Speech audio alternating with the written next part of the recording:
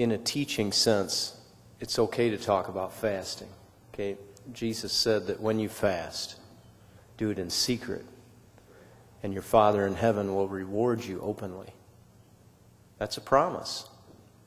And if there's something I could say right at the beginning is what you're hearing is super important right now.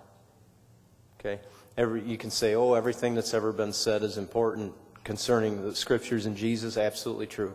But right now, for this hour, and for, I think, the last couple of years, this is super important. So please listen to what Tim is saying. If you didn't get it, or maybe you were tired from staying up too late last night, you can get the CD. It's very important. So as I was sitting there, I just started to weep because God started bringing me back to those times where there was no answer. And usually it was with one of my children that was suffering. And if any of you that have children know what I'm talking about, you wish that you could step in their place. Because they're suffering. You're saying, God, why? What is going on? Because you want them to be free from that suffering. Or your loved one, your wife, your husband, if you're a woman. And so he was just bringing me back to those times. He gave me a contrast that I want to share with you. And when Tim talked to me last night, we were talking basically about warfare. Well, now he comes and talks about submission, and that's a whole different subject. And it came perfectly clear to me as I was sitting there, because that is what it's about. And every single time that I could tell you of dozens of stories of fasting and prayer and watching God do something, it was always him saying, I'm waiting for you to submit to me.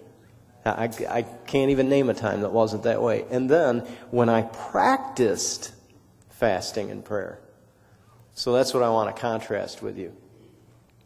When Jesus said this kind comes out only by fasting and prayer, he didn't mean, oh no, there's a battle, I better fast. That's not what he meant. Jesus lived a lifestyle of fasting and prayer. When he was with the woman at the well, and he spoke to her, and remember he said, you have 5 husbands, the one you're with is not your husband. Sir, I perceive you're a prophet. The disciples came to him, and they said, Master, eat. It was clear, it's clear in the tense of the Greek, that he had not eaten for some time. They were pleading with him, please eat. So he was a man of fasting and prayer. And he was ready. And when my little Maya died 8 years ago in January, I had become sleepy, spiritually sleepy. And I vowed that day, never again.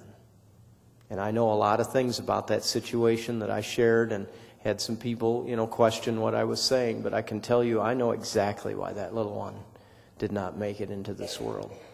And God revealed that to me. And I vowed that day, I will be ready. So I fast on a regular basis. And I'm not going to tell you how much. It's between me and the Lord. But I want you to very, very carefully listen to what is being said today about submission to the Lord.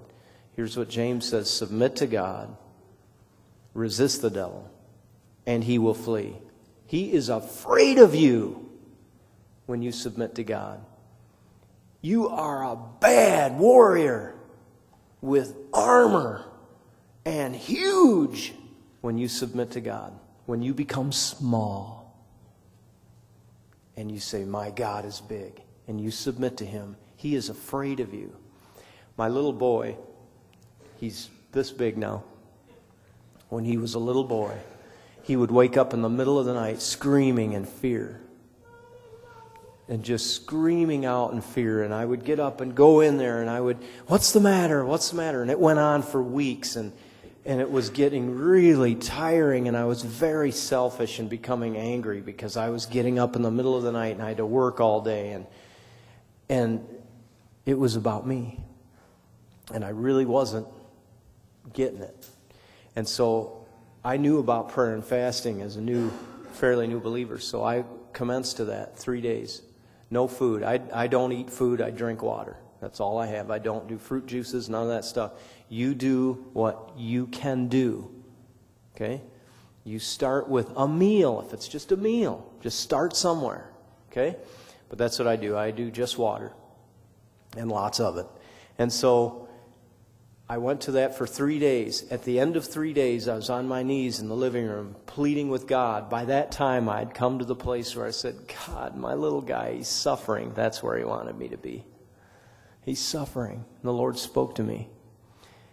And through the times that I was getting up with him in those 2 weeks, I would get upset. I was upset. And the Lord spoke and said, perfect love casts out fear. That's all he said. But when he says it, there's just something about that. First of all, I'm always amazed that he speaks to me. That just blows me away every time. Who is man that thou art mindful of me?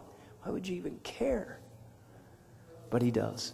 So he said, perfect love casts out fear. I ran to the Bible. I knew where that was, 1 John.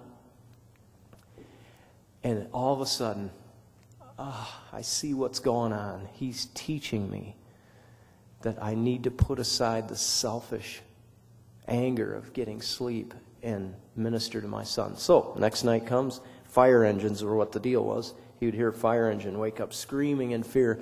And I grabbed him, I held him, and I was gritting my teeth, you see, because I really wanted to sleep still. But I said, I love you. It's okay, son. And he just kind of went back to sleep. Next night, screaming, wake up screaming. I went in there. I wasn't gritting my teeth. I love you, son. Daddy loves you. I'm right here.